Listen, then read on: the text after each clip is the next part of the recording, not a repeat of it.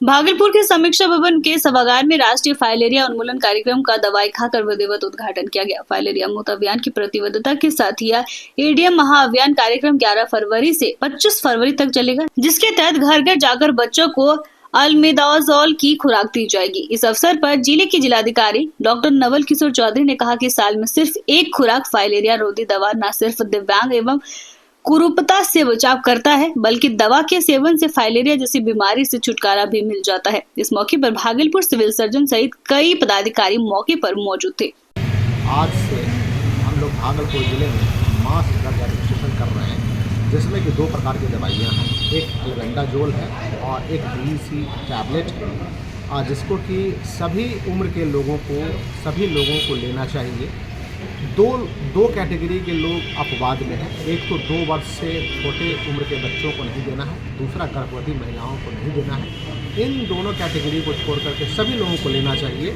और फाइलेरिया आप जान रहे हैं कि अलग अलग रूप में हमारे समाज में ये इस एक बड़ी बीमारी के रूप में व्याप्त है, जिसको फूल पाँव, हाथी पाँव या लिम्फेटियासिस कहते हैं। फिर अन्य कई प्रकार की बीमारियाँ होती है, शरीर में कहीं स्किन मोटा हो गया। इन सारी बीमारियों का एक ही कारण है, वो फाइलेरियासिस है। इसके उन्मूलन का एक बड़ा माध्यम ये दवाइयाँ हैं। नमस्कार, आप देख रहे हैं शहर का सबसे लोकप्रिय चैनल हिंद बिहार।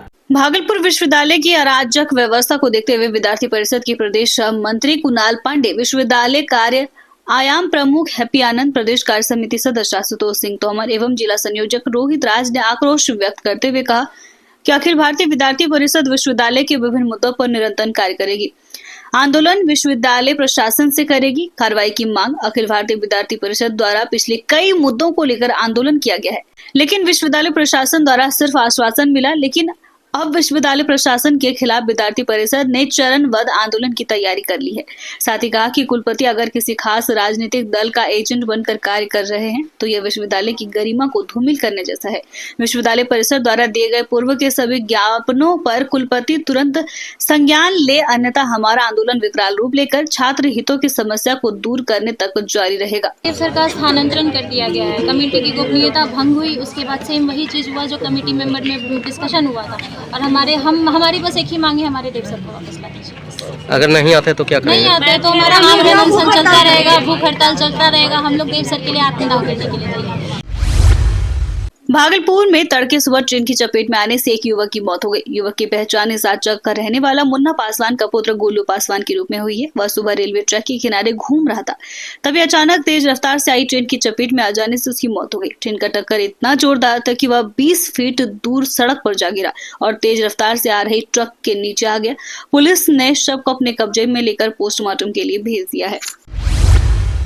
भागलपुर खगड़िया सीमावर्ती क्षेत्र के भरतखंड दुधेला गांव के समीप गंगा के उपधारा में सोमवार को मछली की जगह मछुआरे के जाल में घड़ियाल फंस गया, जिसे मछुआरे ने बाहर निकाल लिया। वहीं गंगा के उपधारा में घड़ियाल मिलने की खबर आग की तरह आसपास के गांव में फैलने के बाद सैकड़ों लोग इस मगरमच्छ को देखने पहुंच गए, जिसकी जानकारी विभाग को दी गई। उक्त जानकारी देते हुए पक्षी विशेषज्ञ ज्ञानचंद्र ज्ञानी ने बताया कि गंगा का वाहन घड़ियाल है, जिसे विभाग के हस्तक्षेप से उसे पुनः जल में छोड़ दिया गया।